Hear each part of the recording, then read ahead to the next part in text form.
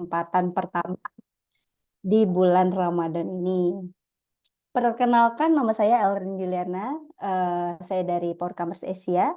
Di sini saya akan berlaku sebagai MC yang akan membuka acara dan akan menjelaskan apa itu webinar Talk to Expert. Talk to Expert merupakan salah satu program rutin kami, di mana kami dari Commerce Asia menginisiasi untuk berbicara dengan para expert sesuai bidangnya masing-masing. Untuk para Bapak Ibu, para entrepreneur, semuanya akan mendapatkan insight dan manfaat tentunya. Nah, khususnya di bulan Ramadan ini, kita menghadirkan beberapa pembicara yang tentunya para Bapak dan Ibu juga mungkin sudah pada tahu ya. Kita share di sosial media kita, ada beberapa narasumber yang sangat menarik, yang sangat banyak banget ilmunya, yang akan men-share pengalaman baik dari segi bisnis maupun dari segi marketing dan luas sebagainya, seperti itu. Hari ini merupakan Talk to Expert yang pertama. Jadi next-nya akan ada Talk to Expert lagi di minggu-minggu berikutnya, di hari-hari berikutnya. Bapak dan Ibu bisa melihat update-nya di sosial media kami di Power Commerce Asia. Izin sebelumnya, saya ingin menyapa dulu untuk Pak Hadi dan Pak Coach Dewa. Sepertinya sudah berjoin sama kita di sore hari ini. Selamat sore, Assalamualaikum Pak Hadi dan Coach Dewa. Halo, Assalamualaikum, Waalaikumsalam, selamat sore. Ya, Waalaikumsalam warahmatullahi wabarakatuh. ya. Kemana damang Kang Dewa? Alhamdulillah damang Pak, sehat Pak. Alhamdulillah, Masya Allah, udah Bener, lama nggak ketemu Iya. Oke, Insya Allah, silakan Mbak Erlin. ya, sudah hadir kedua belah salah satu narasumber, dan hari ini spesialnya di Talk to Expert, Pak Hadi akan meng-host. Pak Hadi akan bertindak sebagai host untuk tema yang udah kita tahu juga, Change Your Mindset, Change Your Onset dari Coach Dewa. Izin sebelumnya teman-teman, mungkin ada yang belum join, bisa di-share ke teman-temannya lagi untuk free webinar pada hari ini. Izin sebelum memulai acara, saya akan membacakan dulu background dari masing-masing expert pada hari ini.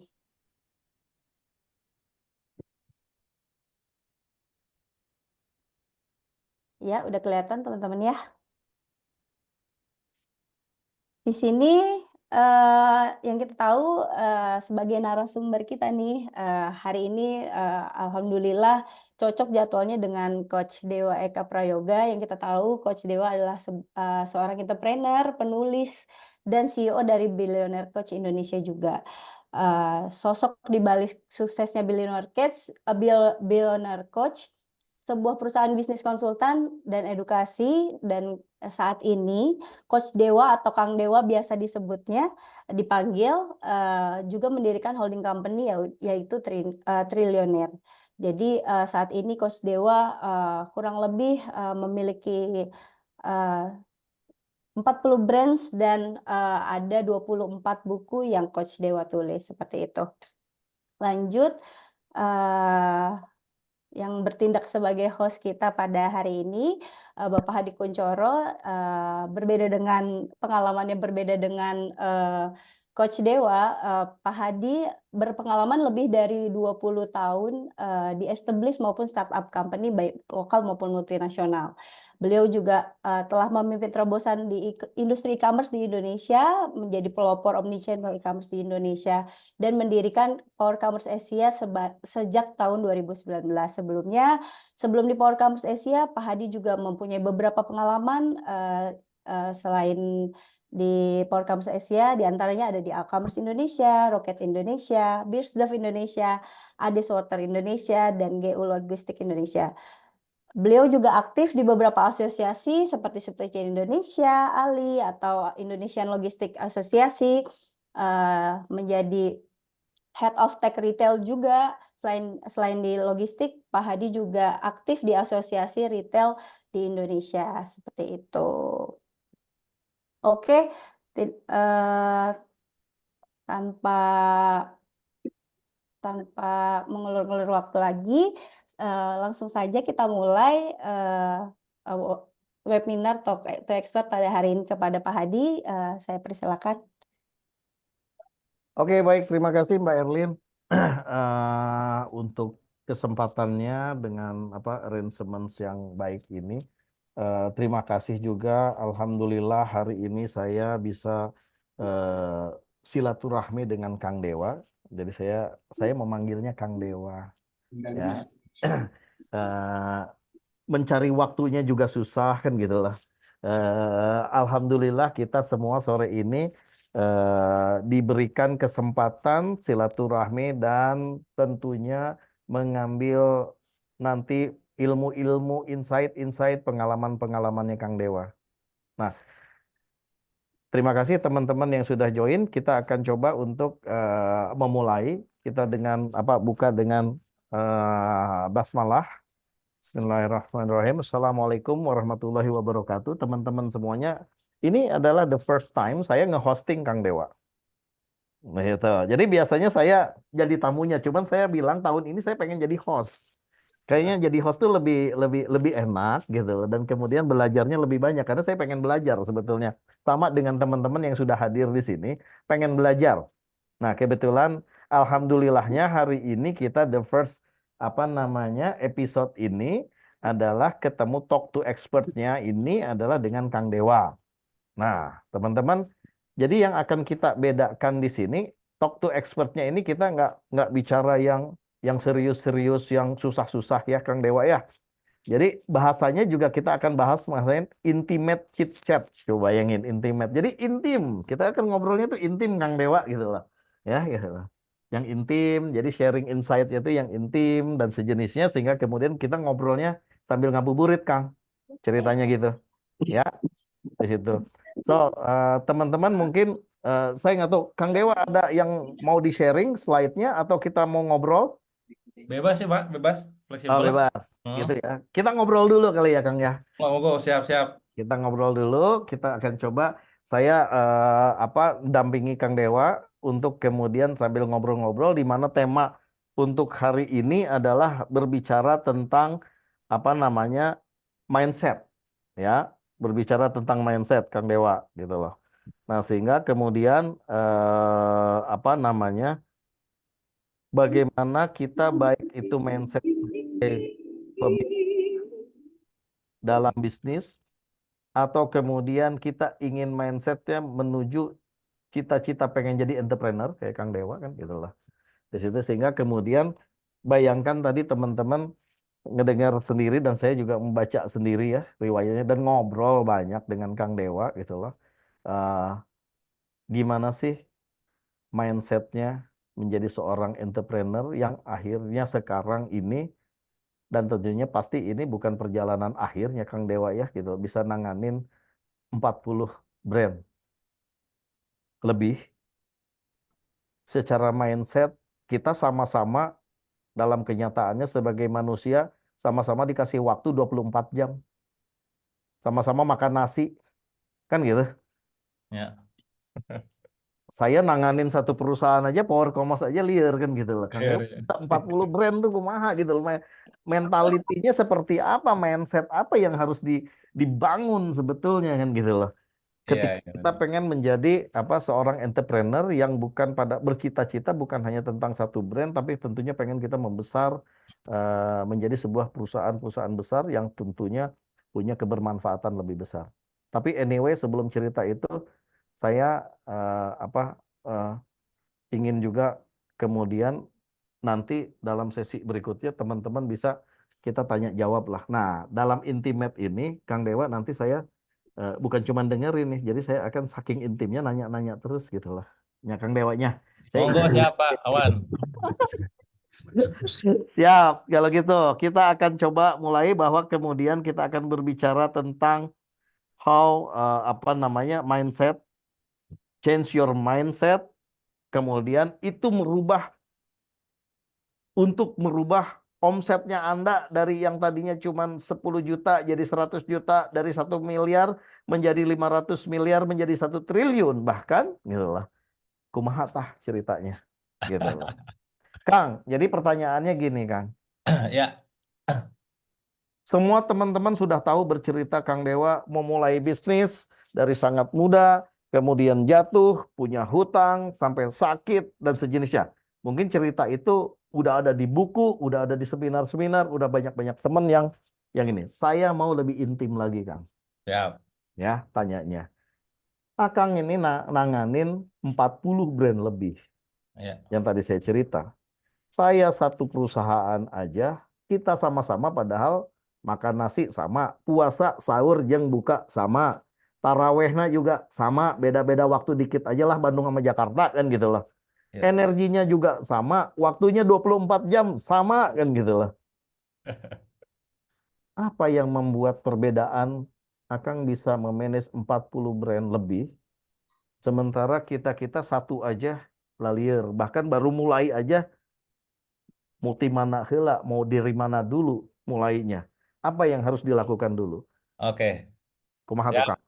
Siap. Bismillahirrahmanirrahim. Assalamualaikum warahmatullahi wabarakatuh. Waalaikumsalam Ya, warahmatullahi wabarakatuh. alhamdulillah, Allahumma sholli ala Muhammad wa ala ali Muhammad. Bersyukur ya, udah lama banget nih nggak ngobrol dan nggak ketemu sama Pak Hadi. Ketemunya di bulan Ramadan, malah berkah Pak ya. Oh, berkah, berkah. Insya Allah, amin, berkah. Ya, amin ya. Oke, langsung aja mungkin ya untuk sharing aja bareng teman-teman semua. Jadi memang kalau ditanya gimana sih cara manage perusahaan ataupun brand sebanyak itu gitu ya. Pada dasarnya mungkin yang harus digarisbawahi sama teman-teman, terutama buat para newbie ataupun pemula gitu ya. Jangan pernah lihat kondisi kita di titik sekarang gitu ya. Tapi justru lihat itu bagaimana awal mulanya. Makanya bener banget tuh tadi Pak Hadi ketika nanya awal mulanya seperti apa. Saya mungkin cerita dari proses perjuangan dulu ya. Jadi sebelum sekarang saya punya banyak brand gitu kan, yang di dalamnya macam-macam ya, multi industri gitu ya. Saya juga sama kayak teman-teman, itu fokus hanya di satu bidang gitu ya. Fokus bidang saya ya dunia digital gitu ya. Artinya saya jualan produk digital, entah itu platform, entah itu template, entah itu e-course, entah itu kelas dan segala macam. Yang itu saya mulai sejak tahun 2013 ya. Nah, dari situ saya bangun database banyak. Sampai akhirnya saya memulai dari mencoba utilisasi database yang ada. Ternyata para UMKM ini gitu ya, mereka nggak cuma butuh template desain. Sekarang sebelum ada Canva ya di mana-mana itu saya menjual produk-produk digital di mesin kreativitas gitu kan. Terus Mhm, juga sebelum mereka tuh akhirnya sekarang mudah terakses dengan berbagai macam pelatihan, mereka butuh pengen belajar tapi gimana ya pengen ketemu Kang Dewa tapi saya pribadi dulu belum ada kelas kayak sekarang gitu kan.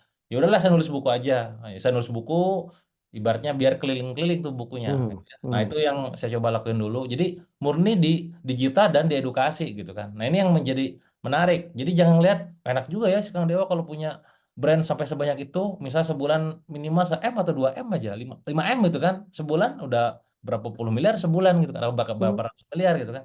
Nah, jangan lihat situnya tuh, lihat dulu awalnya dulu. Jadi saya termasuk yang juga nggak setuju Pak sebenarnya dengan orang-orang yang bahasanya tuh palu gada ataupun diversifikasi terlalu dini gitu. Karena itu mhm, energinya wah itu gila banget gitu.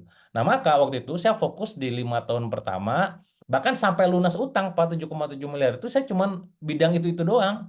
Dulu ya Billionaire Coach, Billionaire Store gitu kan, terus juga mesin kreativitas yang cuma 4-5 brand yang itu tuh sama-sama dunia industrinya tuh di digital dan edukasi gitu. mhm, Nggak merambah ke kosmetik, nggak ngerambah ke fashion, nggak ngerambah travel. Kalau sekarang kan itu udah ngerambah kemana-mana gitu.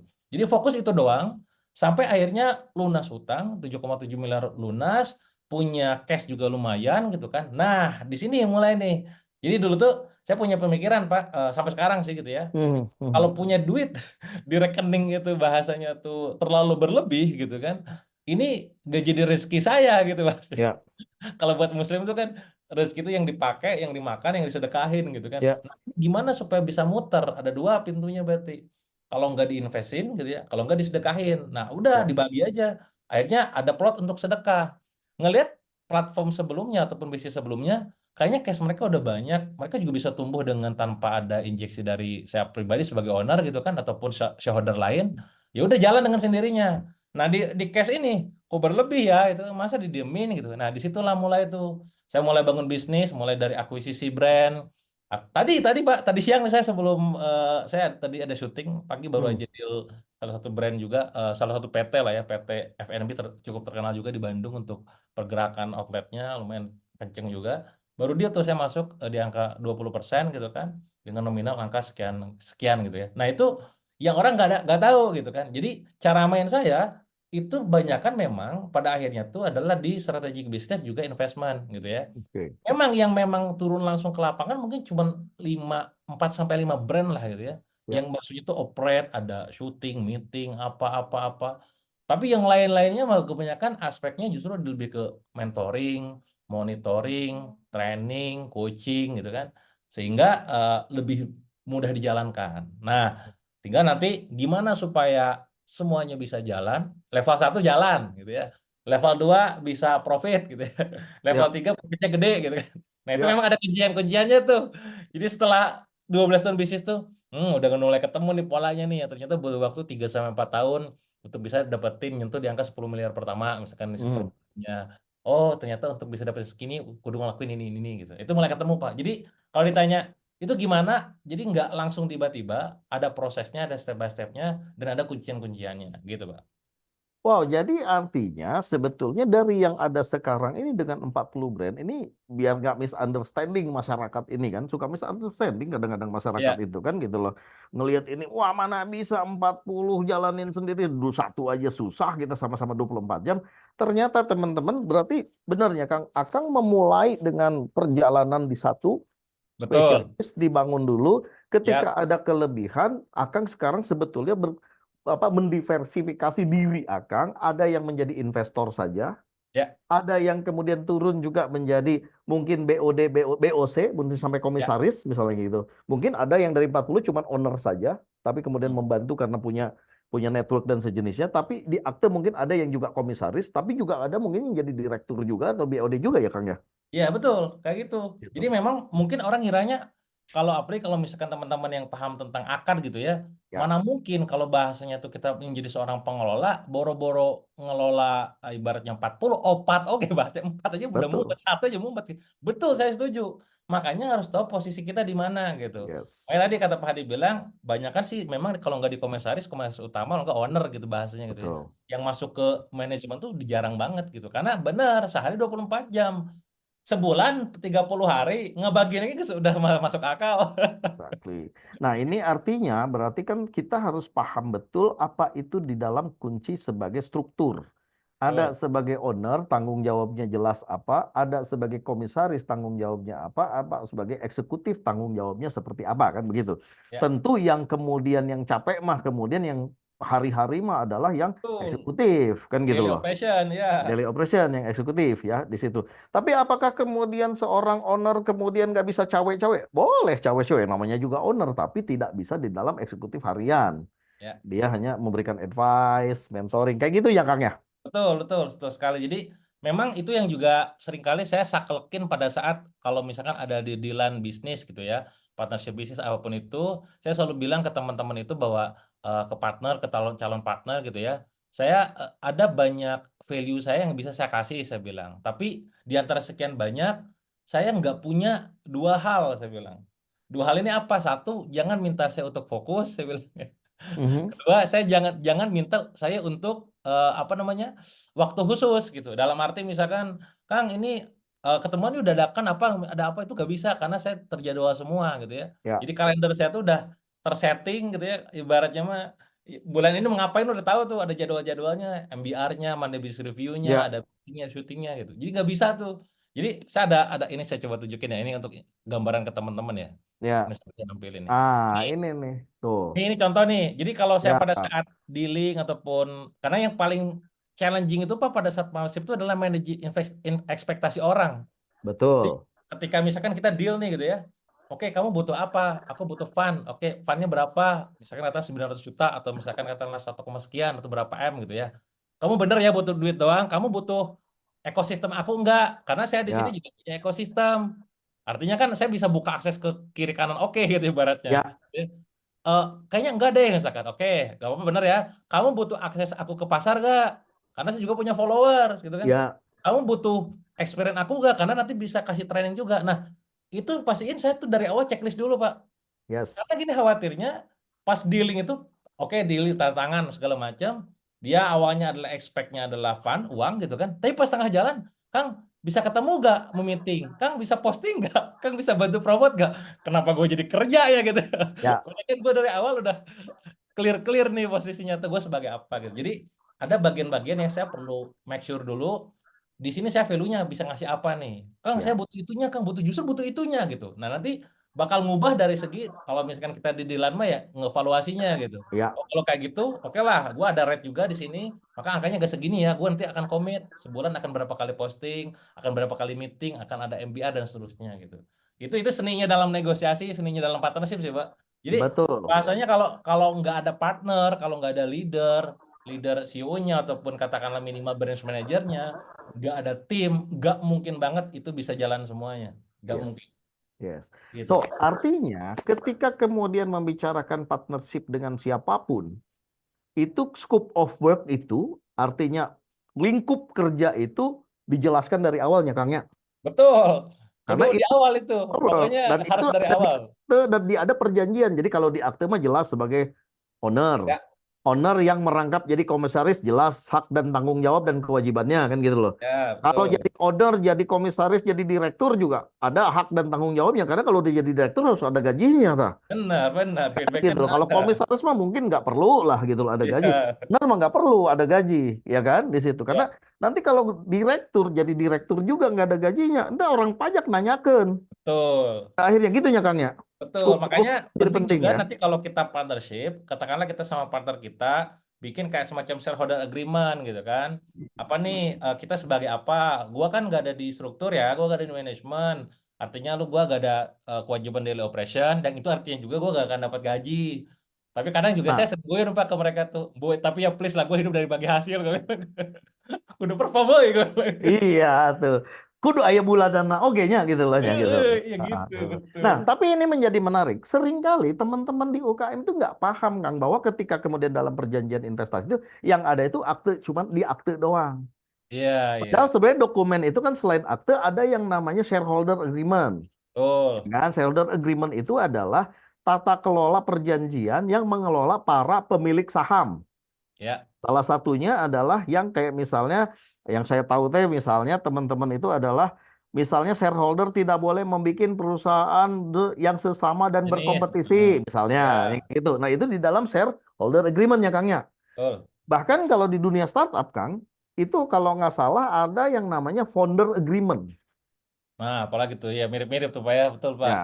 Jadi founder agreement itu adalah bisa jadi kemudian sahamnya itu berkurang ketika didelusi beberapa kali, tapi dia punya di dalam agreement itu punya power vote, power Putusan vote ya. yang lebih gede. Oke, betul, paham. Nah, itu karena founder agreement tuh. Iya, iya, iya. Kemudian value-value prinsip. Misalnya foundernya kalau Kang Dewa value-nya pengen yang pokoknya yang muslim, tidak boleh berjualan yang haram, yang boleh Hmm. alkohol. Nah, itu value prinsip. Nah, itu founder tidak boleh nanti ketika didelusi berapapun value-nya tetap harus ngikutin founder misalnya kayak gitu. Ya, betul. Seperti itu. Jadi teman-teman itu seringkali benar ya kurang paham bahwa kemudian ketika ngelihat, oh saya nanganin 40 brand dikiranya kemudian semua scope of work-nya sama jadi bekerja, jadi direktur, jadi ini ya. Deh itu. Ini juga yang sering jadi nyinyiran orang Pak kalau ke saya tuh, alah mana mungkin jalan, mana mungkin profit dan seterusnya gitu kan. Ya lu gak tahu aja gitu. Karena gini, Exactly. kebanyakan sih saya memaklumi Pak kalau kondisi UMKM ya. Mereka kan mungkin hanya baru baru fokusnya tuh kepada dapur ngebul gitu. Hmm, Bahasanya tuh marketing, branding, selling 3 poin tuh kan. ya, Saya walaupun secara positioning as a topinya talent UMKM itu banyak orang jadi referensi saya tuh belajar selling, copywriting, launching ke Dewa aja gitu. Tapi yang mereka nggak tahu mungkin juga jarang saya expose keluar adalah kebanyakan topik saya sehari-hari itu adalah tadi brand owner, business owner gitu kan. Yang hmm, kerjanya tuh ya meeting, meeting, meeting, meeting, making decision, decision, decision gitu. Yang ya, hal kayak gitu gitu. Karena tadi ngiranya cuma sekedar selling doang, nggak paham tentang aspek legal. Ini penting nih, saya beberapa kali kena aspek legal nih kan, itu yang nggak boleh teman-teman kena gitu kan. Nggak hmm, paham tentang manajemen, nggak paham tentang finance yang paling parah itu. ya, Dan di situ ya dapat dashboard keuangan gitu kan. Nah, ini yang ya. mungkin jarang terbuka gitu, gitu Pak. Kebayang, kebayang. Kang, ini kan karena temanya adalah kemudian berusaha merubah Ya, mindset.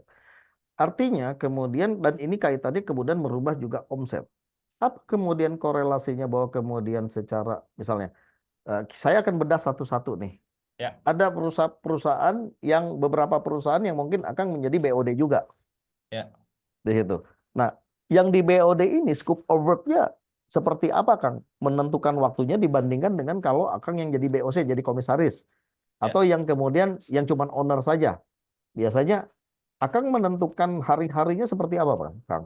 Iya, pasti yang paling santuy dan paling fleksibel mah ketika cuman owner, Pak. Betul, Terus betul. yang keduanya tadi di BOC gitu kan. Yang ketiga baru di BOD gitu. Nah, memang pada akhirnya kita terutama di bagian ketika kita ada leadernya, dalam ini adalah udah ada CEO-nya gitu ya. Hmm, Biasanya hmm. sepenuhnya untuk masalah kayak semacam targetan, timeline apa, saya serahin ke leader. Jadi saya Oke. udah mulai ketemu pola, Pak. Posisinya gini. Jadi eh, brand yang perform ini kan kita juga karena banyak baru mulai, terus juga ada yang udah setahun, udah ada yang 3 tahun gitu kan. Performanya kelihatan nih. Ada yang baru cuma di angka sebulan, ada yang udah mulai di angka 10 miliar, ada yang baru di angka 5, ada yang baru angka 500 juta gitu kan. Ini apa Hmm, sih yang membedakan gitu kan? Pada akhirnya bottleneck itu bener Pak di bagian manusia. hmm, Maka saya tuh gak ada dulu mah termasuk yang tipenya tuh kayak ngerekrut newbie dididik gitu. Aduh sekarang mah kalau pengen langsung MM-an bilin-bilin udah lama gitu kan. hmm. Langsung entah itu hijack orang yang memang udah expert gitu ya. Ya, Kita memang kita udah melihat nih di perusahaan kita ini leadershipnya bagus, ini manajemennya bagus gitu. ya, Nah, maka yang kuncian di saya itu waktu itu akhirnya saya punya kesimpulan bahwa si partner saya punya partner misalkan gitu ya. Saya punya partner nih shareholder yang anggaplah bisnis bareng gitu ya. Si partner ini gitu ya, kalau dia menjadi BOD dalam arti katakanlah jadi direkturnya ataupun CEO-nya, dia harus fokus. Artinya dia nggak boleh menjalankan proyek-proyek lain selain yang sama kita gitu. hmm, Artinya misalkan dia bisa sama kita katakanlah travel gitu ya, atau katakanlah fashion. Dia nggak boleh punya bisnis yang lain kecuali ya, dia ini cuma owner, investor, nggak ya. ada ngelola gitu kan. Nah dia benar-benar di situ fokus. Jadi ketika kemudian pada leader itu akan mewajibkan dia sebagai benar-benar juga profesional ya, Betul. dedicated ya, di Bener, situ. ibaratnya Oke. karena ya lu gua bahasanya tuh gua paham di bagian ini, nah gua berharap lu di bagian ininya. Nah, ini saya kasih tahu ekspektasi gua ke dia gitu kan. Ya, Nah, oke. Oke, Bro, siap gitu. Nah, ketika dia turun ke bawah, dia berarti tadi ya fokus, dia punya knowledge, dia punya skill dan dia kudu paham industri dan juga experience-nya. Nah, itu yang biasanya yang perform. Nah, ada hmm, beberapa orang yang memang tuh kok ini nggak perform ya. Kadang tadi karena waktunya dia tuh marang cabang teh kemana-mana gitu kan. hmm, hmm, Wah ini nggak hmm, bisa ini kalau kayak gini gitu. Maka saya kasih tahu tuh mulai sekarang si leader itu kudu fokus ke bawah. Partner kalaupun misalkan dia mau melebar, pastikan di brand tersebut yang kita pengen besarkan tetap ada orang dedicated yang memang turun hmm. ke bawah terjun. Dan itu Oke, nanti ada target, ada gaji, ya, fee, dan pastinya semua ada lah konsekuensi betul, di balik itu semua gitu. Gitu Pak, gayanya tuh ada leader, leadernya fokus, nah di bawahnya ada tim kepala-kepala masing-masing. betul. Tadi ya, HR-nya siapa, finance-nya siapa, Nah, siapa sekarang dan gini Kang pertanyaannya. Ini teman-teman UKM yang paling sering bermasalah itu adalah ketika pengen menjadi naik kelas, saya selalu bilang kan, kalau mau hmm, naik kelas, mau scale up itu rumus pertama itu adalah nyari temen, hmm, ya kan? Karena nggak mungkin kita sendirian kan gitu loh, benar. kan gitu loh. Ini yang kadang-kadang pertanyaannya, nyari temennya, cari temen yang kayak gimana dan di mana dan harus Iya, diapain temennya kan gitu loh. benar, Nah, benar. teman itu kan apakah bisa jadi partner, apakah bisa kemudian jadi advisor, apakah bisa direkrut jadi karyawan kan gitu loh. Pak, Betul. teman itu kan banyak bentuknya kan gitu loh. Nah, Iya, di sini. iya. Kang, biasanya nih yang saya sering ketemu dengan teman-teman di apa namanya entrepreneur UMKM keluarga nih dari individu nih atau keluarga itu kan biasanya gini. Kapan saat dan bermasalahnya kemudian adalah ketika ngerekrut kayak tadi kan akan nunjuk kepada leader, leader sok ngerekrut tim profesional karena mau Iya, ngedidik dari bawah kan lama, lama, betul. ya kan? Akhirnya diambil hijack dari profesional. Ya, Nah, sebagai kemudian ini apa Kang ibarat kata saya tuh selalu mengibaratkan karena saya separuh pernah jadi profesional, separuhnya jadi entrepreneur kan. iya. Saya selalu bilang, profesional itu kayak ikan arwana. UMKM entrepreneur basis itu adalah kayak kolam sapu-sapu. Ah, Itu mau dicampurkan, tuh diadu iya. gitu loh. Siapa ini? Nah, apa tipsnya Kang ketika kemudian kita mulai mengambil profesional di situ dalam kondisi kita sedang bertumbuh dan bertumbuh dari sebagai mindsetnya UKM dari entrepreneur keluarga nih ceritanya. Ya, Kang betul. kecil. Apa Kang tipsnya Kang? Nah, ini juga Mindset apa nih kita sebagai owner dan sebagai BOD BOC ketemu profesional gitu loh. ya betul. Tadi ya balik lagi sesuai dengan judul kita mindset kuncinya di situ gitu ya. Teman-teman gini deh, sekarang kalau misalkan bangun bisnis itu apalagi bisnis keluarga gitu kan. Baik lagi deh ke intensi awal pada saat bangun bisnis gitu kan. Hmm. Ini bisnis atau keluarga itu dulu nih gitu kan. Apa selain profitable, apalagi unsur yang memang mau kita set. Oh tadi gue pengen scalable. Scalable itu bisa kan tembus di angka minimal 1 triliun per tahun gitu kan. Gue juga pengen sustainable. Pengen jangan sampai pas gua sakit ikutan sakit juga. Saya sering bilang tuh Pak ke teman-teman workshop gitu kan, jangan sampai bisnis kamu adalah kamu. Ketika kamu sakit, bisnis ikutan sakit gitu ya. Ketika Hmm. wafat, bisnis ikutan wafat gitu. Nah, maka tadi kalau karena mindsetnya ini mulai diubah, artinya sekarang kalau kita pengen sustain, kita harus mulai nih ibaratnya itu mulai melepaskan ketergantungan, kemelekatan pada personal gitu ya. Nah, Hmm. ini cerita yang ada 2 cerita yang saya ceritakan ke teman-teman yang itu menjadi pelajaran berharga kenapa bisnis itu kudu benar-benar dibikin sustain mungkin, gak boleh ketergantungan gitu sama salah satu sosok gitu kan. Dulu Pak waktu saya sakit itu Pak 2016 itu kan saya masih 4 brand tuh. Waktu itu belum Hmm. belum kayak sekarang 10 kali lipatnya gitu ya. Hmm. Masih 4 brand. Hmm. 2 brand jalan tanpa ada saya, artinya itu bisa jalan, bisa profit karena itu nggak melekat nama personal sayanya. 2 brand itu melekat banget sama saya. Nah, Hmm. yang menarik adalah yang melekat banget sama saya, pada saat saya waktu itu belum sakit, omsetnya paling kencang miliaran. Ya, ya. Tapi pas saya sakit, ambiar. Karena Karena nempel ya, ketergantungan gitu kan. ketergantungan. Nah, jadi di situ saya banyak belajar. Oh gila ya, berarti pas gua sakit, bisnis ikutan sakit juga. Gua punya intensi, dulu tuh pengen diwakafkan lah, diwariskan lah, pengen Hmm. sustain lah, apa segala macam. Nggak mungkin bullshit banget ini kalau gua kayak cara mainnya kayak begini gitu kan. Nah Hmm. dari situ mulai tuh nge-switch. Minimal kalau kita belum nemu profesional, katakanlah gaji di atas 20, 30, bahkan ratusan juta gitu kan. Ya Hmm. Hmm. minimal manajer lah, supervisor Ya, dulu deh gitu kan. ya. Minimal di atas 10, tapi ya minimal bisa ada yang ngawasin perusahaan kita deh gitu Betul. kan. Ya. Mulai diubah mindsetnya tuh berubah. Sampai kemarin tuh Pak, ya mungkin Bapak juga tahu isu saya rame setahun Hmm. kemarin. Wah, Hmm. personal saya meledak Pak. Itu Ya. brand-brand yang melekat dengan saya itu turun Pak. Hmm. Tapi untungnya saya bangun brand di antara 40, mungkin cuma 4 sampai 6 brand doang yang itu melekat sama saya. Ya. Sisanya tuh enggak, alhamdulillah. Bahkan nggak ada yang tahu itu tuh kita punya Kang Dewa. Oh itu iya punya gue Hmm. itu. Bahkan saham Hmm. paling gede gue itu. Nah itu Hmm. karena nggak melekat gitu. Nah di sini saya akhirnya belajar bagaimana tentang melepaskan kemelekatan pada personal gitu ya. Nah maka mindsetnya buat teman-teman yang sekarang masih bisnis masih sendiri, masih mengandalkan kekeluargaan, bahasa kudu clear dulu nih garisnya. Kita nih bisnis pengen sustain, pengen autopilot gitu kan, pengen di keberlangsungannya terus gitu kan. Maka bahasnya gini, Kang kalau gua gak ngerti gimana ngerekrutnya gitu ya. Kalau saya prinsipnya gini Pak, kalau misalkan kita nggak tahu caranya, jangan cari tahu caranya, tapi cari saja orang yang tahu caranya. Ini quote-nya. Hmm. Hmm. Kalau nggak Hmm. tahu caranya, jangan cari tahu caranya, cari saja orang yang tahu caranya. Maka fokus ke who-nya, Ya. bukan ke how-nya. Nah, maka tips praktis dari saya buat teman-teman yang sekarang ngalamin juga adalah, kalau, aduh Kang, gue mah bingung ngerekrutnya gimana, orang digital marketing, ngerekrut orang operasional nggak paham. Udah, maka orang nomor satu yang harus Anda rekrut adalah orang HR ataupun orang HC. Suruh dia rekrut Pak, kelar semua udah Hmm. gitu. Gitu Hmm. Pak kalau saya. Hmm. Nah, Kang, ini menjadi menarik nih, Kang. Berarti ketika kemudian ada dua pertanyaan saya. Yang pertama adalah menjadi begini, Kang. Ini kan tipikal teman-teman entrepreneur itu kan yang tipikalnya itu adalah yang hawak sarakah. Mm-mm. Ngelihat opportunity ini, proposal ini, pengen disikat, pengen Ambil gitu ini. ya. Dan setelah serakah dan hawak gitu loh. Pengennya yang jadi entrepreneur jiwanya itu adalah gak mau lama-lama, pengen cepet apapun, apalagi lagi punya duit kan gitu loh. Heeh. Sikat, walaupun sebetulnya core bisnisnya melenceng kemana-mana gitu loh, Iya, nggak memperkuat core misalnya kayak gitu. Nah, iya, kemudian tipikal profesional semakin mahal harganya, semakin dari multinational company, dia kan semakin spesialis sebetulnya betul. di situ. Sehingga apa? Harus ada perencanaan, tata kelola yang tersistematik. Ini kan dua hal yang berbeda nih, Beda Kang. gaya mainnya bener. Kumaha tak, Kang? Nah, ini menarik ya. Jadi ada case di mana ada kawan-kawan kita lah circle kita yang dimana yang pertama itu pakai profesional, ini ceritanya supaya teman-teman Hmm. paham ya. Yang kedua itu adalah kita-kita, maksudnya kita-kita ya bootstrapping lah, orang-orang dekat lah dan segala macam. Nah, orang nomor satu ini yang tadi yang kondisinya nge-hire profesional gitu kan, dia sudah terbiasa dengan angka ratusan miliar per bulan. Jadi UMKM kan jangan kan ratusan miliar, ratusan juta aja empot-empotan kan gitu kan, Hmm. akan ngomong Hmm. ketinggian. Oke, ini profesional udah biasa megang perusahaan yang sebulan itu ratusan miliar ya. Nah, yang kedua itu belum pernah ngalamin transaksi ratusan miliar setiap bulan. Bahkan Hmm. puluhan miliar aja berat gitu. Ya. Nah, sehingga singkat cerita mindsetnya kita garis bawah itu.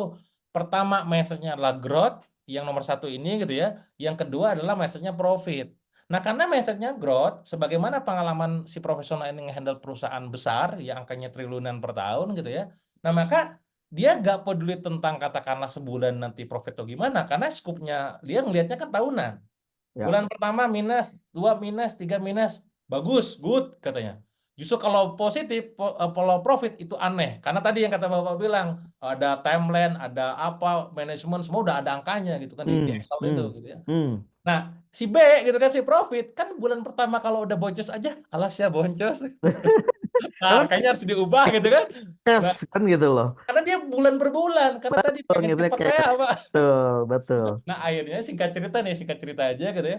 Si A ini awalnya walaupun omsetnya, walaupun profitnya tergerus karena tadi mementingkan growth, revenue wah kenceng, bakar iklan, awareness, akuisisi dengan berbagai macam strategi. Di 8 bulan pertama bahkan setahun pertama bisa jadi dia masih minus. Tapi kita melihat skupnya 5 tahun 10 tahun, omsetnya sekarang udah nyampe di angka ratusan miliar per bulan. Itu nyata Hmm. gitu kan. Hmm. Sementara si B itu mentok gak pernah lebih dari 10 M sebulan. Hmm. Gimana Hmm. sih caranya? Artinya Hmm. membedakan apa? Mindsetnya yang beda. Yang Betul. satu tadi, oh gila ya. Berarti kalau misalkan pengen hasil gede, berarti kita ngumpannya juga kudu gede. Butuh waktu, effortnya Hmm. gila gitu kan. Hmm. Sama kayak gini, mindsetnya gini Pak. Saya sering bilang juga tuh teman-teman UMKM gitu kan. Gak ada budget yang besar. Kang, kalau misalkan profesional gua minta gaji 50 juta, 100 juta, bayar jangan. Kalau saya tanya balik, bayar aja. Kalau angkanya nyampe gitu. Artinya gini, tidak ada budget yang kegedean, yang ada adalah target yang tidak tercapai. Jadi kalau Betul. misalkan nyentuh targetnya 10 M sebulan, gaji dia 100 juta, kasih aja. Oh, nyentuh di angka 10 M kok, nyentuh 20 M kok, tenang aja kali gitu. Nah, kita ini kadang UMKM kan ketakutan duluan, Pak. Allah sih duitnya dari mana gitu kan. Karena mikirnya mindsetnya cash Nah, basis. itu bedanya. Di situ sementara kita berpikirnya yang satunya tadi dari profesional berpikir sistematik dia investment. Betul. Investment. Jadi dua hal mindset yang berbeda antara cash dan investmentnya Kang ya. Ya, Di situ. Oke. Nah, yang kedua nih pertanyaannya Kang. Di situ. Banyak teman-teman mengeluh Kang. Ketika mencari dari profesional atau partner dan sejenisnya, itu saya ketakutan, saya pernah trauma dibawa kabur bisnisnya, dibawa kabur kliennya, apalagi profesionalnya pinter-pinter nih. Dan sejenisnya. Akhirnya saya tidak punya kendali, akhirnya dia dibawain semua, jadi musuh saya dan sejenisnya. Nah, mindsetnya kudu kumaha Kang, yang kayak gitu, ya, ngeliat kayak gitu. betul. Sekali lagi dalam bisnis itu tidak pernah ada yang salah ya. Kalaupun ada yang salah, kemungkinan besar kita sebagai leadernya gitu ya. Nah, maka gimana? Tetap kita pada saat nge-hire orang, ini nggak hanya profesional ya, siapapun itu, teman-teman kudu ada kuncian-kunciannya. Minimal kalau kita hidup di negara hukum, berarti kunciannya di legalnya gitu kan. Atau di akses-akses yang memang tidak kita berikan secara sepenuhnya ke orang tersebut gitu kan. Nah, ini banyak Pak cerita-cerita circle saya tuh yang ada di Bandung. Tiba-tiba mereka balik lagi lah, banyak lah, ada yang kena somasinya Hmm. kena ratusan miliar gitu kan, ada yang kena tuntutan, oh macam-macam gitu, karena mungkin tadi nggak belajar yang kayak begini, mindsetnya mungkin belum disiapkan dengan angka-angka besar. Ya namanya hidup ya, kalau angkanya besar ujiannya pasti besar juga gitu. Beda Betul. ketika omset ratusan juta dengan ratusan miliar, itu tantangannya tuh bakal beda banget gitu kan. Nah, maka Hmm. sekali lagi tugasnya kita tuh adalah kuncian-kuncian tadi di aspek legalnya, di aspek akses-akses yang memang kita tidak bisa berikan gitu kan. Tapi tadi baik lagi, bahasnya gini, kalau masih saya tuh merekrut mereka memang tidak jaminan besar. Yang nge-hire Hmm. mereka tidak jaminan besar, tapi kalau gini-gini aja udah pasti kecil. Ya, Ulangi ya. Kalau betul. mereka itu memang tidak jaminan besar. Tapi kalau kita kerjain sendiri terus, yang bahasanya tuh gue boro-boro 100 M, 10 M aja gue belum pernah megang, ya udah pasti kecil karena Ya. gapnya terlalu jauh gitu. Jadi udah aja percayakan pada hu-nya gitu. Yang memang dia tuh udah punya pengalaman dan kita tuh beli itu sebenarnya. Hmm. Kapabilitas dia menghandle perusahaan besar tadi sebenarnya. gitu Pak. Kunci. Nah, saya mau balik ke kunci-kuncian tadi, Kang. Itu legal, kuncian legal. Itu artinya berarti kan kalau kita ngerekrut siapapun tadi, entah profesional atau bahkan yang sering kan gini. Kalau kita dari keluarga, makan keluarga heula tah Betul. yang direkrut. Mumpung ini itu dan sejenisnya, lah dia dulu paling tidak dia dipercaya, bisa dipercaya dan sejenisnya, misal dan gitu. Artinya kuncian legal itu berarti semakin, kalau saya mengistilahkan, semakin dekat hubungan darah, semakin tebal perjanjiannya dan semakin detail. Banget, betul. Justru itu tadi Pak, biasanya tadi karena merasa kita dekat kan, oh, kita kan keluarga tenang bro, kan kita teman, kita kan ini kan hubungan paman dan apa ponakan gitu. Justru biasanya kayak gitu tuh yang tengah jalan, mending gini bahasanya tuh, mending saklek di awal, mending pusing di awal tengah jalan tenang daripada di awal tenang santai-santai aja. Iya santai tuh omset masih ratusan juta, tiba-tiba udah miliaran, udah puluhan M, kamu siapa ya, maaf sorry tendang. Nah, itu kan bisa kayak gitu, ngeri. Hmm. Artinya ketika kemudian dengan profesional ini kadang-kadang si profesional itu juga kan lebih tahu ya gitu loh bikin perjanjian dan sejenisnya. Bahwa kemudian kita belum tahu itu bukan berarti kemudian kita menyerahkan legal itu pada mereka kan. Betul Tapi Pak. kita Jadi juga harus paham logika paling tidak common sense logika kan kita bisa baca mana ya, risiko dari tata kelola itu kan sebetulnya perjanjian itu ya Kang ya. betul. Maka dalam bisnis kan juga penting memperhatikan, memperlihatkan, kita melihat tentang aspek legal dan logis gitu ya. Legal Hmm. secara legalnya minimal kalau buat teman-teman yang apa namanya paham secara hukum agama, agamanya gimana, negaranya gimana. Kadang Hmm. ada kondisi gini Pak. Ini kemarin saya ketemu sama salah satu peserta Deep Circle gitu kan. Jadi dia itu kerjasama berdua gitu ya, Hmm. berdua. Terus dia tuh secara aspek syirkah, kalau dalam Islam kan ada nama syirkah Hmm. tuh dia kalau Hmm. kolaborasi. Jadi menggunakan bendera PT-nya si salah seorang nih. Hmm. Singkat cerita, salah seorangnya ini meninggal. Jadi Hmm. proyek yang nilainya tuh puluhan miliar tuh tertimpa ini ke salah satu. Nah, Hmm. sialnya adalah secara aspek hukum gitu kan. Apa namanya satu orangnya ini kabur lah, satu orang temannya itu yang Hmm. bahasanya Hmm. tuh yang apa nyurung kena gitu kan. Nah, Ya, tiba-tiba si ibu ini yang dia tuh nggak tahu apa-apa, kenapa jadi saya?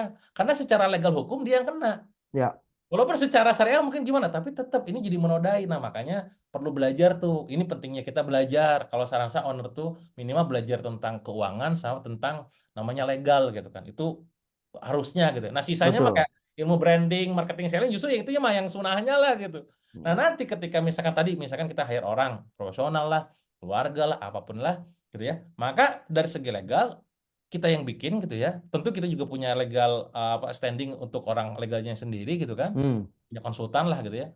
Jangan ngomong legal, pajak aja misalkan ya. Kan pajak juga Ya, ngeri gitu kan. Saya betul, sekarang ngomong kemana-mana jeder-jeder. Kemarin baru aja bagi hasil 30 M segala macam. Kalau nggak ada yang ngawal mah ngeri juga Pak. betul. Makanya saya bilang bahasanya itu gue bayar orang itu sebenarnya gue tuh bayar rasa aman gitu. Ya, ya, Tentang bu aman bu saya bisa ngomong aman Pak siap gas aman. gitu kan. Nah itu jadi tetap harus ada orang kitanya. Kontrol itu penting banget tuh. Nah, ini yang fundamental legal ini yang saya juga banyak ketemu dengan teman-teman. Bisnis bagus, ngomset keren, cepet banget ini, tapi bunuh diri gara-gara komplain pajak, gara-gara kemudian ditinggal ini. Sama kemudian keseringan tuh begini, Kang, saya ngelihat itu. Jadi ada teman-teman itu untuk nyari partner dan sejenisnya, karena kemudian nyarinya teman dekat dan sejenisnya, akhirnya gampang sekali memasukkan ke akte. Betul. Di situ. Padahal namanya akte ketika mau dikeluarkan itu hukumnya hukum jual beli. Iya. Kalau dianya nggak ikhlas menjual, nggak akan pernah dia bisa mengambil balik ya Kang ya, gitu loh. Nah, ini yang mindset-mindset ini antara hubungan relationship kekeluargaan, hubungan pertemanan, hubungan kedekatan dengan urusan bisnis. Ini dua hal yang berbeda. Bisnis itu Betul. ada tata kelola, ada compliance, ada tata apa namanya pelaksana dan sejenisnya. Relationship-nya relationship. Kan gitu ya Kang ya? Ya, ada Apalagi kadang tadi kita tuh, cerita yang brand tadi yang nempel ke personal tuh Kang. Di heeh. situ. Nah jadi ada kadang kita tuh ngeliat ada orang gitu ya, yang memang ini orang cocok untuk jadiin teman doang gitu ya, tapi ternyata nggak Hmm. cocok kalau jadi teman bisnis, partner bisnis gitu. Atau sebaliknya, ini orang tiap ketemu kayak bisnis mulu gitu. Memang kedekatannya kita, hubungan relationship kita tuh memang karena hubungan bisnis gitu. Nah memang kudu clear sih Pak, posisinya memang teman-teman pada saat melakukan sesuatu kudu clear dari awal. Maka biasa kalau saya tuh ngeliatnya nge-screeningnya tuh biasa mencari tiga yang sama, dua yang beda gitu kan. Tiga yang sama tuh apa Hmm. aja? Visinya nih tentang ini Oke. bisnis, ke depan mau kayak Hmm. apa nih gitu kan. Itu harus dicoba make sure pastiin sama gitu ya. Kedua Ya, value tadi kayak apa yang dianggap penting nih, jangan sampai ya. nanti menabrak value-value kita dan itu pastiin sama gitu ya. Yang ketiga tuh chemistry. Nah, chemistry memang Hmm. terbangun butuh waktu gitu. Butuh waktu mungkin Hmm. perlu ketemu berapa kali, butuh gimana dan segala macam gitu kan. Itu yang Hmm. tiga. Nah, yang dua yang beda adalah dari segi karakter sama kompetensi. Hmm. Karakternya pastiin itu terbalik dari segi misalkan saya tipe orang yang ngegas banget nih karena orang marketing backgroundnya gitu ya. Maka partner saya itu pasti kan orang yang jago di manajemen, di Hmm. operasional, supply chain karena kita gak Hmm. paham kayak begituan gitu kan. Nah, Ya. itu ngedukung tuh dari segi karakter dan kompetensinya gitu. Itu bisa screening awal-awal. Nah, selebihnya mah ya baik lagi ngelihat dari segi knowledge-nya, skill-nya, experience-nya, expertise-nya dan segala macam. Ah, sekarang saya balik, Kang. Ini Ya. kan bagaimana membangun sesuatu mindset dalam kapasitas lagi membangun pengen besar. Hmm. Oke. Nah, sekarang saya mau ngomongin tentang konflik manajemen. Ya.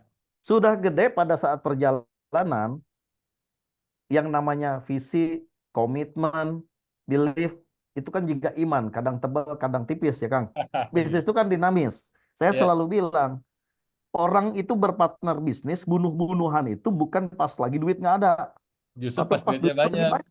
Karena kalau duit Bener, bener, hilang bener. satu tuh, duit Ya. banyak bunuh-bunuhan. Nah, pertanyaannya gini, bagaimana mengelola ketika tadi tiga beda dua sama, misalnya tadi Hmm. tiga sama dua beda dalam perjalanannya dibalik tah tiga Hmm. beda jadi dua sama, misalnya kayak gitu. Iya.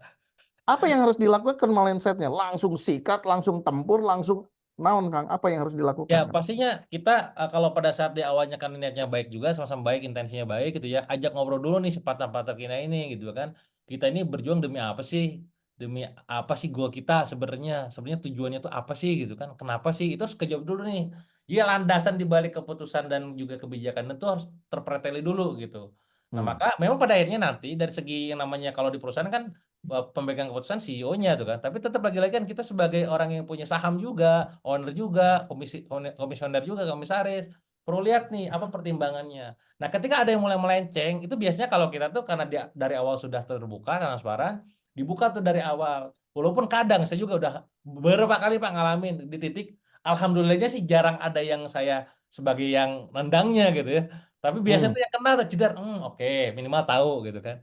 Bahasanya kalau saya ke teman-teman sekarang tuh di holding itu ya minimal jangan gua aja yang kayak gitulah gitu kan. Kalaupun di begitu ya minimal jadi pelajaran gitu. Nah, intinya adalah Hmm. pertama musyawarahkan, ketemu, cari titik isunya apa sebenarnya, inisiatif strategi yang bisa dilakukan apa saja di benang merahnya itu gitu kan. Kalaupun misalkan secara ini memang udah nggak cocok lagi, udah berbagai macam cara nggak cocok, mau gak mau nih harus ada obrolan lain nih katakanlah mau gimana nih ke depannya. Apakah ini begini atau gimana? Baik lagi secara hukum kalau lepasnya orang dari perusahaan kan ada tata caranya juga gitu. Hmm. Jangan asal Apa gitu. apa yang harus di make sure ketika kemudian lepasnya? Oke, mau tidak mau kan kemudian in the end of the day harus lepas dan dikelola tata kelolanya setelah berpisah. Ya. Jangan sampai kemudian apa namanya eh, tadi ada apakah perlu betul ditata kelolakan legalnya bahwa misalnya dia dalam perjanjian tadi tidak boleh berapa tahun bikin perusahaan kompetisi atau Hmm. kemudian perlu nggak sampai segitunya? Kalau misalkan posisinya kita katakanlah paham industrinya, Pak, apalagi sampai Hmm. kita di bidang itu sih saya rasa perlu banget. Ini Hmm. yang kemarin terjadi sama teman kita Pak di Bandung, Pak, gitu kan. Hmm. Yang dia tuh Hmm. bikin platform sejenis, yang dia tuh nggak baca klausul tentang apa non competitionnya itu, non kompetisi gitu kan, dia bikin sejenis, terus customernya pindah ke yang Hmm. baru dan nggak terima dan akhirnya disomasi, yang ngeri kan kayak gitu gitu gitu.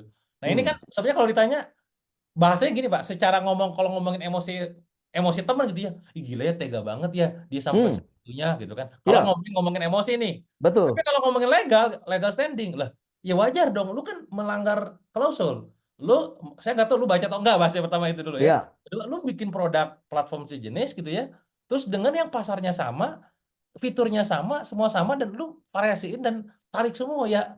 Kalau gua yang biasa sebulan udah transaksi di angka 100 miliar lebih tiba-tiba ketarik ya kesal juga dong wajar dong Pak ya, seperti ini ya, kan. betul. Nah, gasken gitu. Jadi baik lagi kadang publik itu menilainya tega-tega nggak tega itu nggak paham fakta utama, fakta detailnya gitu.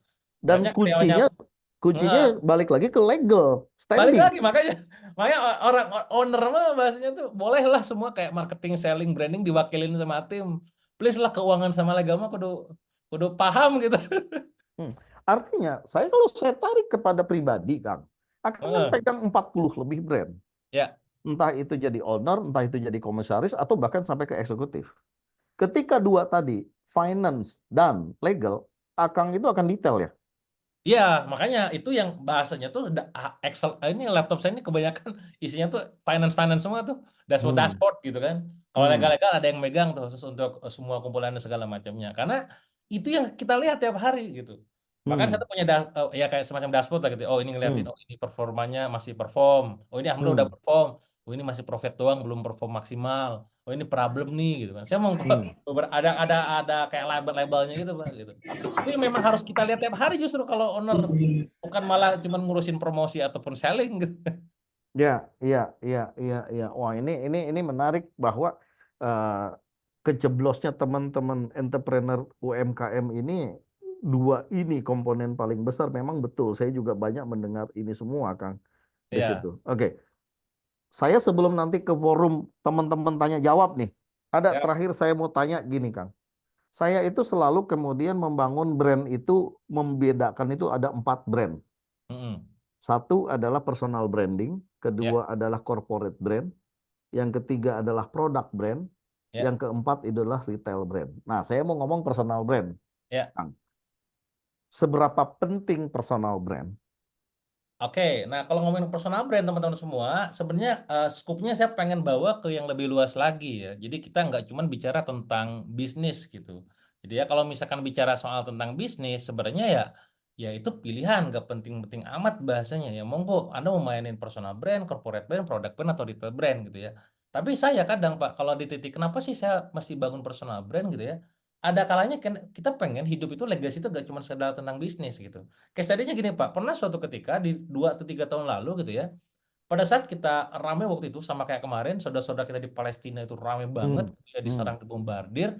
Singkat cerita ada owner perusahaan yang bikin kayak semacam fundraising gitu ya untuk bantu mereka gitu kan. hmm, Pas saya lihat di platformnya tuh terkumpul 30 juta aja gak nyampe, 50 juta gak nyampe gitu kan. hmm, Karena kenapa? Padahal brandnya kalau ngomongin corporate, brand itu terkenal banget. Corporate hmm. itu terkenal banget. Tapi pada Ya, saat campaign personal, ternyata ya gak bisa daya tarik, influence people gitu kan. ya, Nah, dalam waktu yang bersamaan, saya melakukan yang sama. Pada ya, mulai alhamdulillah terkumpul 3 miliar gitu kan, dalam 10 ya. hari.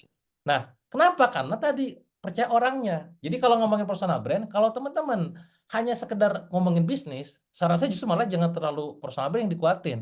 Bangun produk dan corporate gitu. Ya, Ya, kalau modalnya pakai retail, ya retail gitu, ke toko gitu. ya, Apa? Jangan sampai kejadian kayak saya nih. Ini pengalaman banget. Saya sakit, ikutan sakit.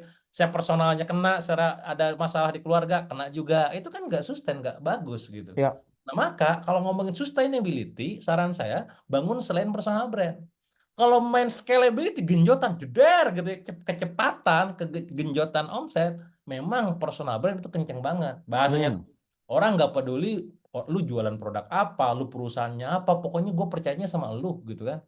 Itu yang pertama. Jadi kalau kita hmm, merasa bahwa bisnis hidup gak cuma sekedar bisnis, perusahaan ada perlu. Kedua adalah untuk ini juga Pak, bangun reputasi pada saat dealing. hmm, Misal ada orang nanya ini pertanyaan klasik orang lah UMKM gitu, Kang, gimana bisnis tanpa modal gitu kan? Ya saya ya bisa, saya bilang. Pertanyaan saya balik sekarang, apa yang akan Anda gunakan dengan modal yang Anda dapatkan gitu kan? Ya ya, buat beli produk, Kang. Oke, kalau misalkan kita dapetin produk tanpa ngeluarin modal mungkin nggak? Ya gimana kan caranya? Nah, bisa, gue bilang. Caranya gini, contoh di Dewa Snack gitu. Saya punya perusahaan Dewa Snack cemilan, negosiasi dulu nih. Saya nyari vendor, ada dua berarti itu. Vendor produk isinya, kedua adalah hmm, kemasannya. Saya hmm, ngobrol ke bagian produk, ke si ibu-ibu di sana, ke pengrajin pisang gitu kan. Bu, boleh gak saya bayar 2 minggu, Bu mundur, TOP hmm, gitu kan. Oh hmm, boleh Kang Dewa, aman. Oke, good Bu, terima kasih, salaman. Oke. Ke si satu lagi ke si bapak ada kemasan gitu kan. Boleh hmm, gak mundur 2 bulan? Saya bilang. Karena hmm. kemasan lebih gede, 100.000 Ya, pieces segala macam. Dan ada angkanya MOQ. oh iya, dengan nominal sangat besar. Boleh Pak, aman katanya. Oke, artinya nego sama vendor kemasan maupun produk, kenapa mereka membolehkan? Itu pasti karena personal brand, Pak. Betul. Kalau kita, Reputasi. lu sopo, gak ada reputasi gitu, Pak. Ya. Nggak bisa. Wah, udah mampus gue gitu. Nah, maka Hmm, kita di sini belajar gitu ya. Belajar juga dari nabi kita gitu kan bagaimana amanah sidik gitu kan dipercaya ya. sama orang, amanah orangnya bisa ngomong, negosiasi gitu kan. Kecerdasan fatonahnya sama kayak kita juga pada saat eksekusi Hmm, negosiasi. Nah, itu diperlukan.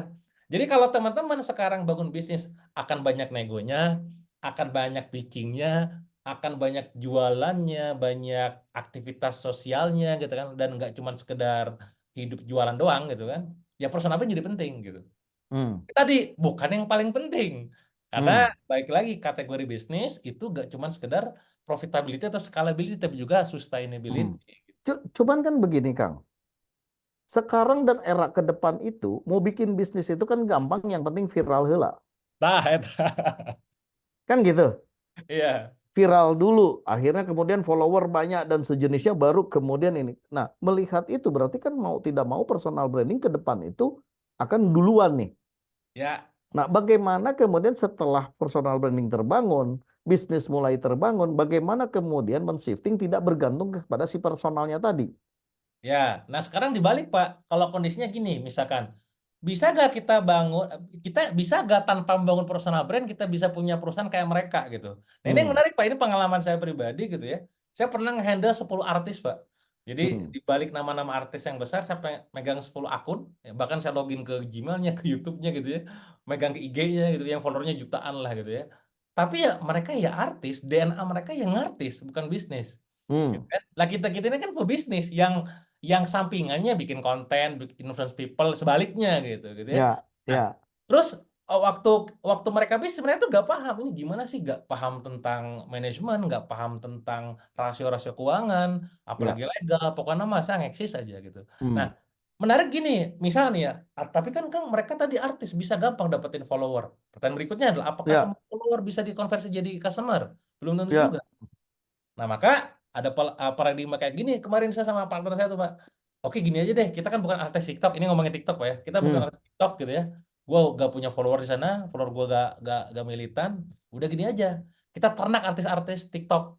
Artinya gini, Hmm. kalau misalkan sekarang tadi enak ya mereka jadi bangun personal brand gitu ya. Terus besar bangun bisnis. Ingat, Hmm. berhasil juga gitu kan. Nah, sekarang kita Hmm. balik, kita akan akuisisi banyak kreator-kreator di TikTok, kita ajak ngobrol mereka, kita tawarkan offering. Coy, Hmm. lu kan kemarin main affiliate, lu dapat komisi berapa GMV-nya? Sok gua tawarin, nah, lu mau gak diangkat 30%, 40%? Lu jadi on, Hmm. gitu kan? Nah, kita main tuh di dealan, deal, oke bagi hasil dan segala macam. Kita deal-dealan sama 10 talent, Pak. Jebret, satu talent bisa ngasilin 2 sampai 3 miliar, kali-kali 10 lumayan juga gitu. Ya. Artinya, gak harus bangun personal brand, cari aja yang orang punya personal brandnya kuat gitu. Ajak bisnis gitu. Kalau kita Jadiin sama tem- pakai bisnis saya gitu. jadi Dibalik ditemenin temen, jadi temen lagi ya gitu loh. iya Dijadiin jadi temen. lagi Tapi ujung-ujungnya. jangan serakah, kudu dibagi-bagi kan gitu Nah, loh. eta. Di Nah, situ. kadang gini, kadang juga UMKM gitu Pak saya temukan. Mereka pengen dapetin bahasanya tuh kayak saham 100% gitu nih. Padahal kan Nah, valuasi cuma berapa gitu ya. betul. Daripada punya kepemilikan ownership 100% yang dari cuma se-M gitu ya. Hmm. Mending kita punya cuma 10% tapi dari 1 triliun gitu. Iya, Kan gitu betul. mikirnya. Betul. Iya Betul. benar. Tapi kan biasanya kan anak teman-teman UMKM mah karena merintis sendiri, ini kan bayi saya berjuang nangis nafkah dan Ya sejenisnya. itu egonya Pak. Makanya ini kemarin saya waktu di Jurang Aja Mando gitu ya sama Eh, teman-teman Reno Barak, Pak Irwan gitu kan. eh, Idealisme UMKM tuh. Alah sosokan lu bakal kayak ini aja. Kan beda kita nih ya balik lagi ya. Mungkin mereka semangat entrepreneur baru gitu kan. Tapi lagi-lagi kita kan karena udah terjun lebih dari 10 tahun ya ya hmm, bahasanya tuh di titik tertentu ya kalaupun misalkan itu begitu nanti juga kita bisa bikin mainan baru lah gitu. Tapi jangan hmm. terlalu diresmin juga kali ya apa nih mana nilai-nilai yang mau kita hajar gitu kan gamenya mau seperti apa goalnya apa gitu kudu clear gitu.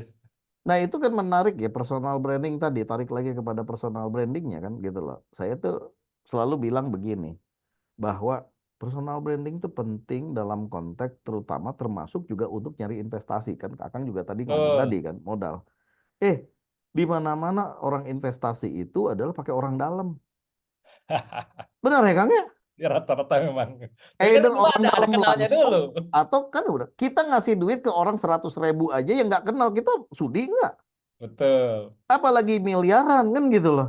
Iya. Nggak kenal, atau paling tidak tidak apa, tidak ada referensi di situ.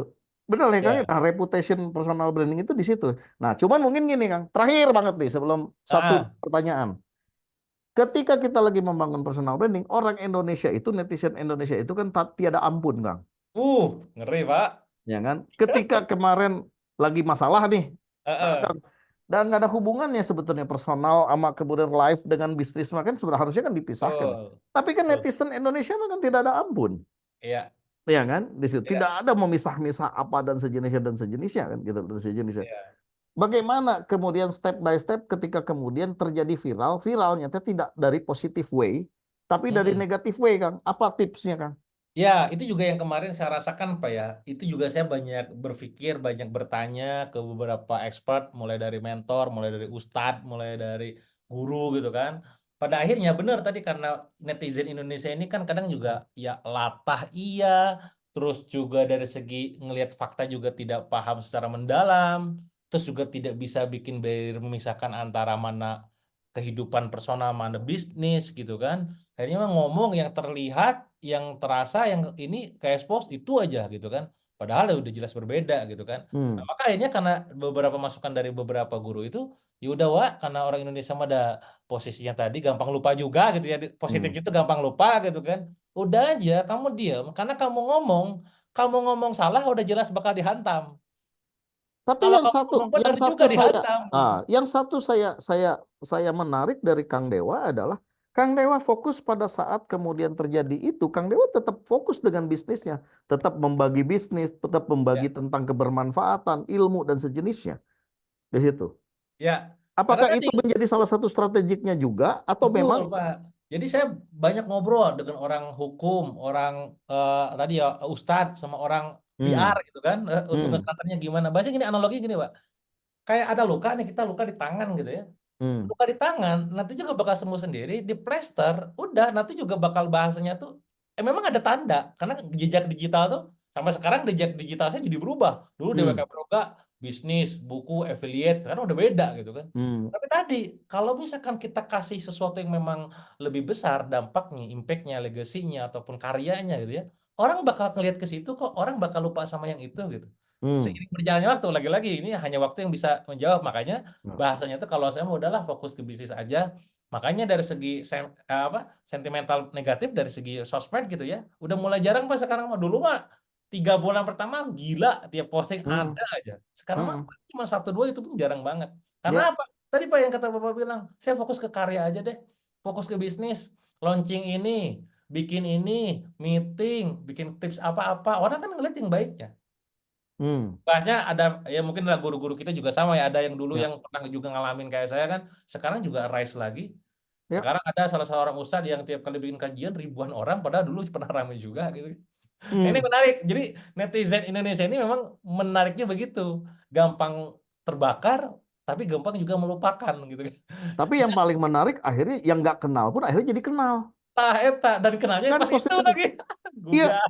kalaupun pas itu, tapi kalau seandainya karyanya kita tetap bagus, Pak, akhirnya orang juga jadi Nah, bagus jadi juga kan gitu mencari loh. tahu yang lain betul Pak. Sebenarnya ada ketolong juga di bagian situ. Oke, Contoh menarik. Pak, ada yang menarik kemarin pada saat ramai itu, ini salah satu brand kita juga gitu ya. Waktu kita kemarin rame gitu kan, jadi ada namanya KBM lah, saya sebut aja brand KBM Hmm. Apps gitu ya. Ini aplikasi baca tulis untuk Ya, teman-teman penulis pembaca. Itu 10 besar Pak, 10 besar penulis. Itu menghantam saya semua Pak. hmm. Wah, weh, semua weh. Gila. Nah, yang menarik adalah saya kebangun personal brand bahwa saya tuh owner itu, saya Hmm. juga pemilik saham paling gede by the way gitu kan. Nah, itu gak bangun. Hmm. Bahasanya gini ya, ini kalau bahasa gue dendaman, Pak. Asem, lu ya, lu nyari duit di tempat gue. Kalau lu gak Hmm. kesel sama lu, lu Ya, matiin akunnya gitu, gitu. Itu hmm. sangat mungkin. Dan saya Ya, dashboardnya masih kelihatan sekarang. Oh, dia penghasilan sekian ratus juta, gue diemin aja hmm. gitu. Nah, kenapa mereka akhirnya apa namanya tetap jalan? Karena tadi ngomongin personal brand yang sebelumnya, gak Hmm. melekat ke brand saya. Ya, Kalaupun tahu, mungkin dia juga rada mikir, bentar dulu. Mungkin tidak menghentikan nulisnya, tapi menghentikan ngujatannya gitu. ya, Kan lumayan ya. juga gitu kan. Nah, ini Ah. lumayan. Terus tadi dari situ juga saya dapat insight Pak. Oh gila juga ya. Cerita gue ini banyak yang tidak sesungguhnya, ke ekspor keluarnya gimana, banyak Hmm. ini gimana. Nah saya jadi dapat apa namanya kayak semacam insight penting Mbak. Jadi saya di KBM itu omset itu lompatan nyampe 3 kali lipat Pak. Nah, Setelah itu dapat insight ini gitu kan. Insightnya betul. apa? Orang Indonesia itu nggak suka baca. Hmm. Betul, saya bilang. Betul, orang Indonesia suka baca. Tapi ingat satu hal, orang Indonesia suka kepo. Ya, Itu eta, kan. Saya eta. goreng Pak, semua cara naikin traffic itu growth hacking kita lakukan di Ah, TikTok, di ah. Facebook, jebret, boom, omsetnya gila-gilaan. Karena Hmm. kita memainkan unsur kepo-ness tadi gitu. Itu Hmm. mengubah musibah jadi berkah lah gitu. Ya, ya. Wah, keren. Kang, Saya ini waktu udah mepet ya. Ada dua Ya, pertanyaan nih dari audiens ya. Yang ya, pertama dari Mbak Priska Rani. Namanya PT-nya Administration Research Publisher. Wah, ini kayaknya dari publisher nih. Mohon izin bertanya sebelumnya. Perusahaan saya bergerak di bidang jasa, perusahaan baru nih. ya. Baru mulai. Pertanyaannya adalah untuk perusahaan baru yang bergerak di bidang jasa ini baiknya bangun personal branding dahulu kemudian atau corporate branding terlebih dahulu, Kang. Nah, itu Ya, pertanyaan dari Mbak Priska. siap. Nah, ini sebenarnya pertanyaan seperti ini, Mbak. Mbak biasakan coba pada saat ngelakuin sesuatu tuh nggak menggunakan pertanyaan mana duluan gitu. Hmm, Ya, kalau saran saya justru dibangun keduanya gitu ya. Dari segi personal sebagai orang yang memang ada di dalam, personal brandnya dibangun untuk booster perusahaan gitu ya. Tapi juga corporate brand dibangun sama sama tim gitu ya. Baik lagi, kita kan pengen bisnis ini bisa profit, bisa scale, bisa sustain gitu kan. Nah, hmm, pertanyaan muncul, gimana cara bangun personal brandnya? Nah, saya sering analogin kayak gini, Pak. Ini saya coba ada layar ya. Ini hmm. misalkan teman-teman ngelihat ada di layar ini ada kayak semacam gunung es gitu ya. Orang ngelihatnya personal branding tuh cuman yang di atas doang. Ih, enak ya dia bisa Hmm, jualan ya, laris gitu ya. Kayak saya main hmm, affiliate 30 kali menang, nulis buku rame terus laris bestseller. Nah, yang mereka lihat cuman personal brandnya. Yang mereka nggak lihat itu yang di bawahnya. Yang ini butuh hmm, waktu bangunnya dan nggak hmm, instan. Saya bangun kompetensi saya main digital marketing, product launching, funneling, copywriting, NLP, semantik itu butuh pelatihan bertahun-tahun dan melatih terus gitu kan. hmm, Reputasi saya akhirnya punya buku, saya punya platform, punya bisnis, punya perusahaan, punya community, punya prestasi tadi, 30 hmm, kali menang, 24 buku bestseller, punya visi, narasi. Nah, itu tuh gak gampang gitu. Nah, hmm, maka hmm, Mbak tetap bangun ini sambil jalan. Nah, perusahaan tetap ada yang jalan ini, brandnya juga dengan apa core value-nya, apa DNA-nya, apa yang menjadi positioning-nya dan segala macam. Jadi hmm, nggak ada hmm. istilah mana duluan, dua-duanya jalan barengan. Ya, Biarkan market yang menilai mana nanti yang inget duluan. Kalau ya. mereka beli produk tanpa tahu yang jualnya Mbak ataupun sosok Mbaknya, berarti personal ataupun corporate ataupun produk brandnya lebih unggul daripada personalnya. Hmm, Kalau hmm, misalkan mereka nggak tahu tentang itu, tapi yang penting belinya dari Mbak, berarti personal brandnya lebih kuat daripada corporate ataupun produk brandnya, gitu, Pak. hmm. Cakep, cakep, cakep. Mudah-mudahan bisa terjawab ya Mbak Priska ya. Oke, ini yang terakhir Kang, karena waktu Ya, nih. Ada dari Pak Jumadin, Kang Jumadin Aceh, dari Aceh. ya. Oke, nama Pak Jumadin, industri bisnisnya pakaian jadi berupa peci khas Aceh. Wah, ini keren. Peci khas Aceh itu ada yang warna-warni itu, yang Teku Umar itu.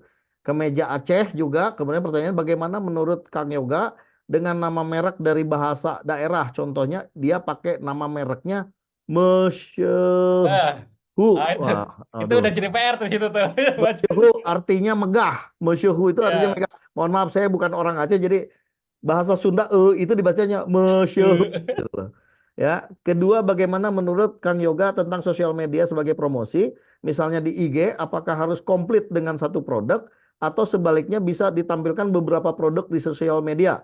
Nah, itu nama Oke. mesyehu pakai brand lokal, nama lokal sama produk yang ditampilkan di sosial media, Kang.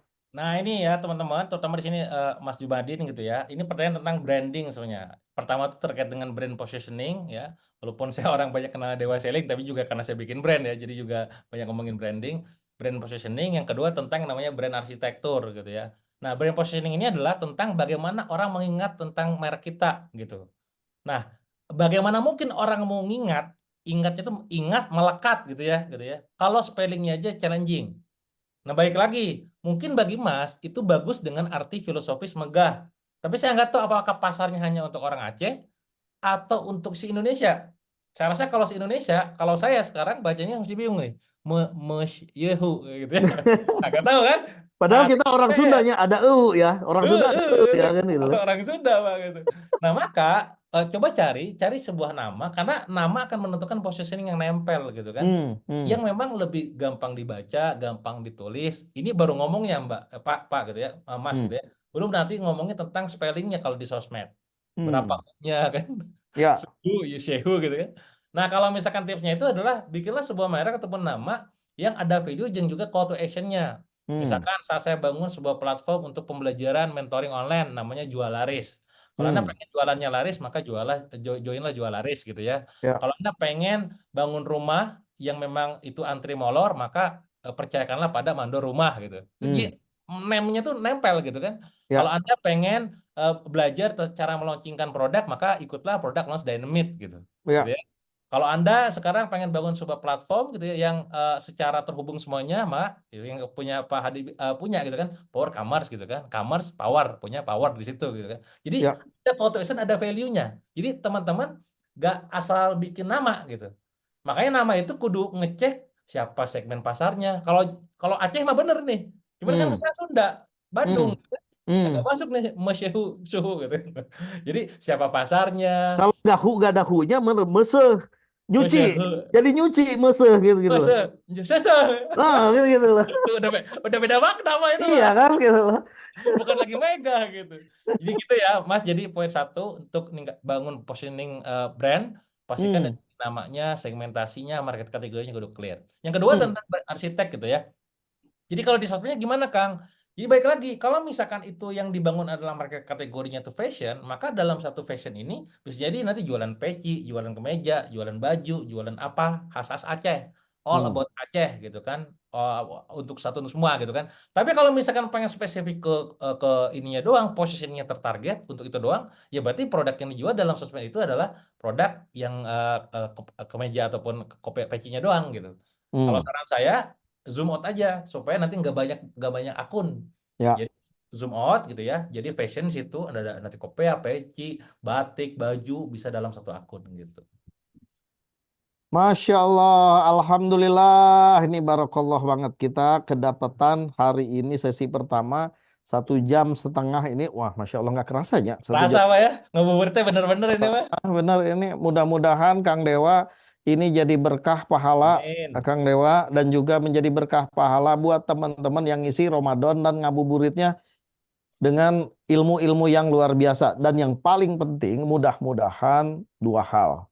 Kalau teman-teman bingung ngikutinnya, paling tidak dapetin keywordnya. Keywordnya sehingga kemudian cari di Google, aduh keyword, habis keywordnya dapat, cari di Google apa sih maksud, wah itu di Google ilmu mah banyak gitu loh. Tapi keywordnya yang penting. Yang kedua adalah kalau yang sudah paham dan sejenisnya mudah-mudahan bermanfaat dan langsung dieksekusi. Banyak tadi kesimpulannya.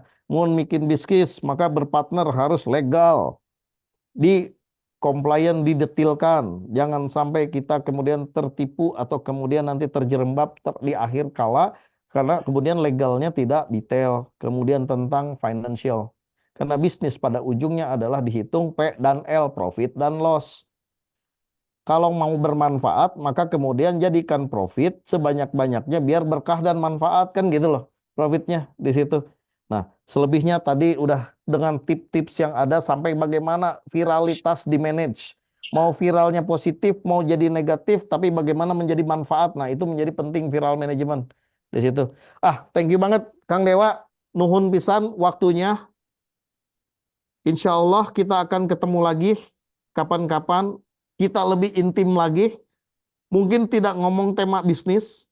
Siap. Saya lagi pengen cerita gini Kang. Lagi mau bikin podcast ceritanya. Tapi bukan tentang success story. Oke. Tapi tentang failure story. Oh, itu jarang-jarang tuh, benar. Jadi banyak ibroh ya pelajaran. Betul. Jadi manusia itu tempatnya salah. Sehingga kalau bisa terlalu mahal lah. Kalau udah ada contoh yang salah. Janganlah kita ikut-ikutan melalui. Betul. Gitu. Nah, saya lagi nyiapin itu Kang Dewa Siap. ceritanya. Gejala di kotak bawah tong diinjek gitu ya. Pak. Kan gitu. Siap kalau gitu. Terima kasih. Siap, nuhun pisan, Pak. Nuhun pisan 1,5 jamnya. Insya Allah berkah. Insya Allah manfaat. Dan Amin. semoga kemudian apa yang kita lakukan 1 jam setengah ini sambil menunggu ibadah puasanya kita khatam di hari ke-14. Kalau nggak salah 14 atau 13 ya. Ada yang 13, ada yang 14 ya. Ada yang 14, ada yang 15. Di situ maka kemudian mudah-mudahan menjadi pahala untuk kita semua.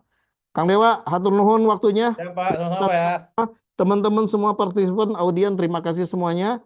Saya mengucapkan billahi taufik wal hidayah. Assalamualaikum warahmatullahi wabarakatuh. Kang Dewa nuhun, Kang. Yuk, sama-sama, Pak. Siap. Teman-teman, mangga semuanya. Waalaikumsalam warahmatullahi wabarakatuh. Waalaikumsalam warahmatullahi wabarakatuh. Terima kasih Hari ini kita udah selesai Talk to Expert sesi satunya. Jangan lupa kita juga punya beberapa sesi lagi nanti akan kita info Talk to Expert selanjutnya di Instagram Commerce Asia. Terima kasih untuk partisipasinya untuk seluruh peserta. Wabillahi taufiq wal hidayah. Wassalamualaikum warahmatullahi wabarakatuh.